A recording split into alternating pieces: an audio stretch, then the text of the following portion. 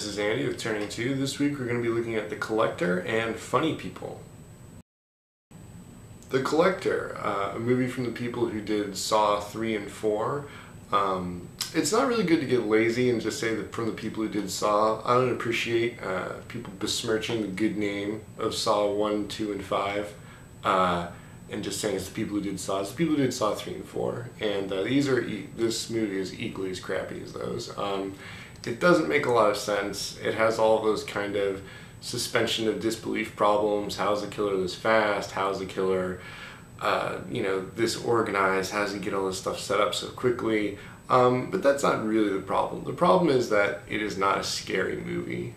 It's about a guy, a jewel thief, who's casing a house and he goes to rob it, and while he's doing that, serial killer, whatever, comes in and sets up all these traps, so he's kind of caught in the web of death and destruction that awaits him. And it's just, that's like my wheelhouse as far as what scares me. Some crazy guy with no reason going to kill me.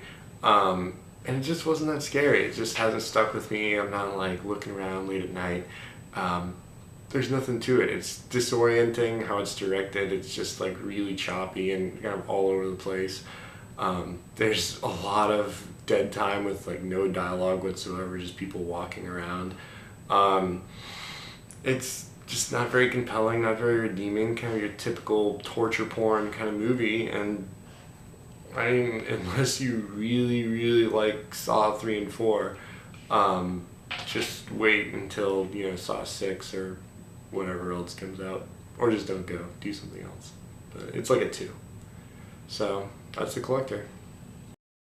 Alright, Funny People, the third movie from Judd Apatow as a director. He also did The 40-Year-Old Virgin and Knocked Up. Funny People is kind of below average. It's not very focused and it's way too long. With The 40-Year-Old Virgin and with Knocked Up, you both had goals. Steve Carell is going to have sex and Katherine Heigl was going to have a baby. And despite those movies being long, you always knew where you're going. That's not the case in Funny People. You're kind of just wandering around. You don't really know where you're going. There's no specific goal. And because of that, it just wanders and it's too long. The entire third act feels kind of tacked on, like, oh yeah, we gotta put this story together, but then we gotta create a whole new conflict, and then we gotta resolve that, and it's just not doing a very good job of staying structured and staying focused. Other than that, the stand-up comedy in the movie is okay, but it's just kind of this barely better than what you'd think of as bad stand-up comedy. It's not airline food and it's not talking about your mother-in-law, but it's a little bit better than that. And using that as your comic relief is not very effective.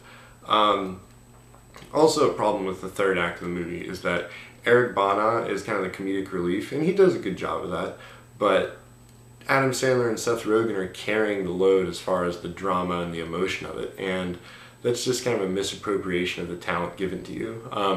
Love those guys, they're just fine, but not really their wheelhouse, not doing a very good job of, making me care or keeping me in it and making me not look at my cell phone to see what time it is. So, Funny People, like 4, 4.5, it's okay, but not very good. Next week, we're going to be seeing which team of commandos made the better movie, G-Force or G.I. Joe.